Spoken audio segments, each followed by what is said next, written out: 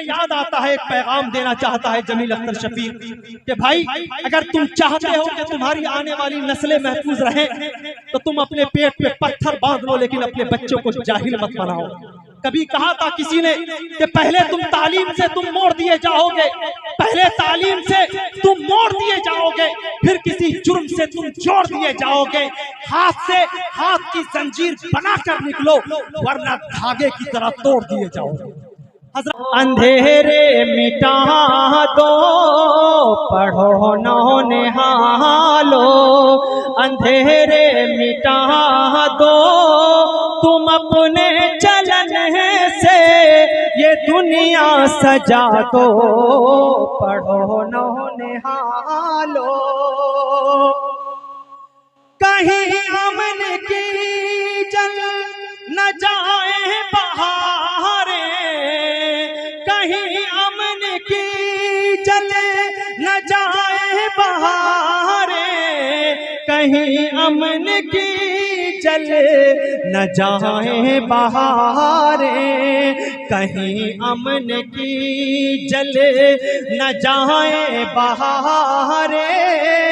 चमन से तासुब के शोले बुझा दो, पढ़ो नौ निहालो, पढ़ो नौ निहालो, अंधेरे मिटा दो, तुम अपने चमन। देखिए भाई, ये जो पैजा के आने का सिलसिला है ये यहाँ पे आप रख दीजिएगा। मामूल भाई मेरे बड़े अच्छे दोस्त हैं, मुझे पता है कि ये अमानत के साथ खयानत नहीं करते। अगर कुछ आगे पीछे हो भी जाए तो हम लोग आपस में मैनेज कर लेंगे, इसलिए बार बार मुझे रुकू सुजूद न करवाइएगा। मेरा मिसला कहीं कहीं बीच में लगता है कि लिंगड़ा हो जाता है, लिहाजा आप आते जाते रहिए, आने जाने में कोई आपत्ति नहीं, आपका आना जाना अच्छा लगता है। मोहब्बतों का इजहार अगर हो और करीब से आंखों का तसादुम हो तो कौन आदमी चाहेगा कि आने जाने का सिलसिला न हो। और खास तौर से ऐसी भीड़ भाड़ में, इतने गर्म माहौल में अगर आपकी जेब हाथ में पड़ जाती है तो बहुत गनीमत बात है। मुलाहिजा फरमाइए, पढ़ो नौ निहालो, अंधेरे मिटा दो, तुम अपने चलन से ये दुनिया सजा दो, पढ़ो नौ निहालो। जरा मिटा कर ज़माने से नफरत के साए, मिटा कर ज़माने से नफरत के साए, मिटा कर ज़माने से नफरत के साए, चराग़ मोहब्बत हर एक सू जला दो, पढ़ो नौ निहालो, अंधेरे मिटा दो, तुम अपने चलन से ये दुनिया सजा दो, पढ़ो नौ निहालो। और ये शेर भी मुलाहिजा फरमाइए इल्म के हवाले से। मुझे याद आता है, एक पैगाम देना चाहता है जमील अख्तर शफीक कि भाई अगर तुम चाहते हो कि तुम्हारी आने वाली नस्लें महफूज रहें तो तुम अपने पेट पे पत्थर बांध लो, लेकिन अपने बच्चों को जाहिल मत बनाओ।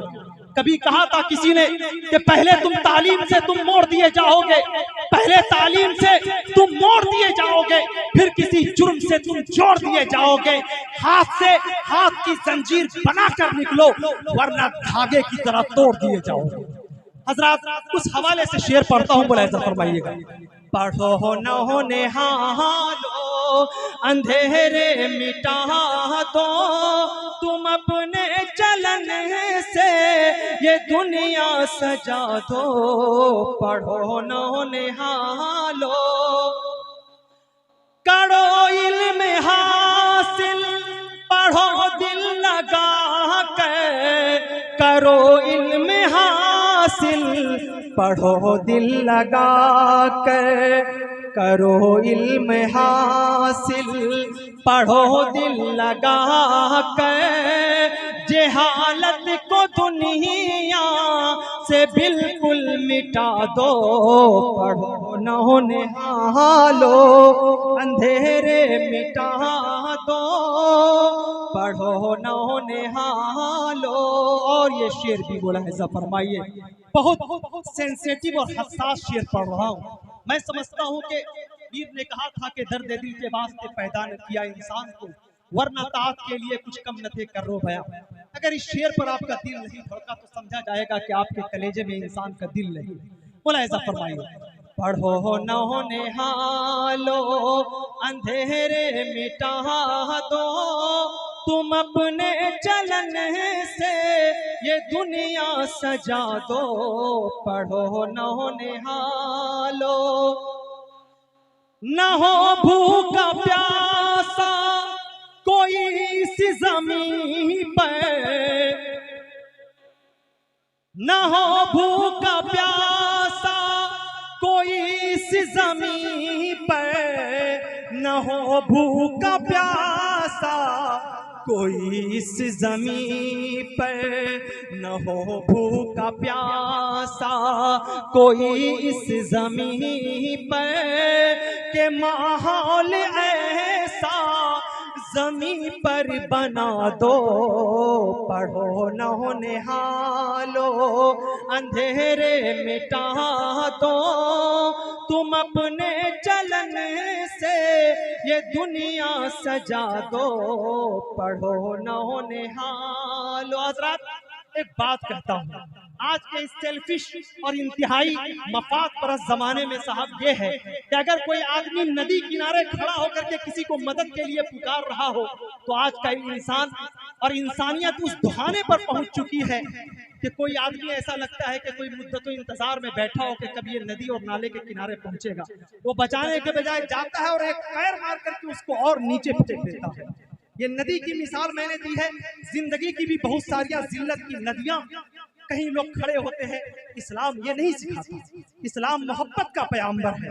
अगर आप किसी को मोहब्बत बांट सकते हैं, किसी भूखे को खिला सकते हैं, किसी मुस्तरिब इंसान को कलेजे से लगा सकते हैं, और अगर किसी रोते हुए इंसान की आंखों में आंसू अगर हैं तो आप उन्हें अगर पहुंच सकते हैं, तब आप एक बेहतरीन इंसान हैं।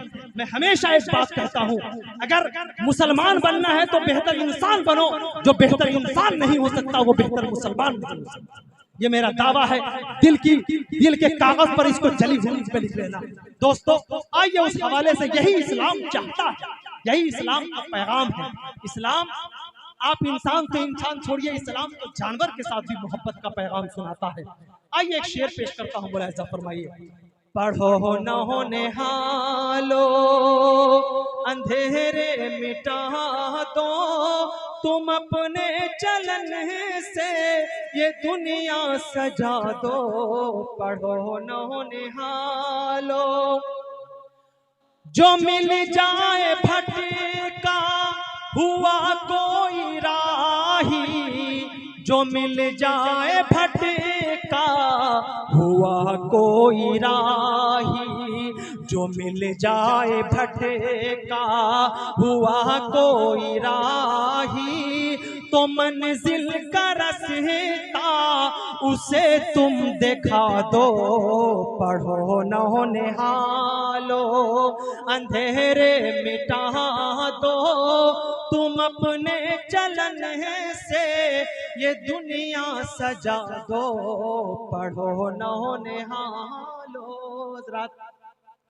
मैं समझता हूं कि मैंने आपका अच्छा खासा वक्त लिया, लेकिन आपने मोहब्बत से सुना तो दिल चाहा कि मैं सुना दूं, वरना मुझे जिंदगी के किसी भी पड़ाव पे ये शौक नहीं रहा कि मैं अपने अल्फाज या अपने शेर बजोरे ताकत या बजोरे आवाज में आपकी समात पर किसी पहरेदार की तरह मैं आपको सुनवाऊं। जब भी मुझे लगता है कि मेरी समातें या मेरा सामईन किसी एक लफ्ज की तौहीन का मुर्तकिब हो रहा है तो वहीं से मैं अपनी बात खत्म कर देता हूं, इसलिए मैं लफ्जों की हुर्मत का मुझे अच्छी तरह अंदाजा है।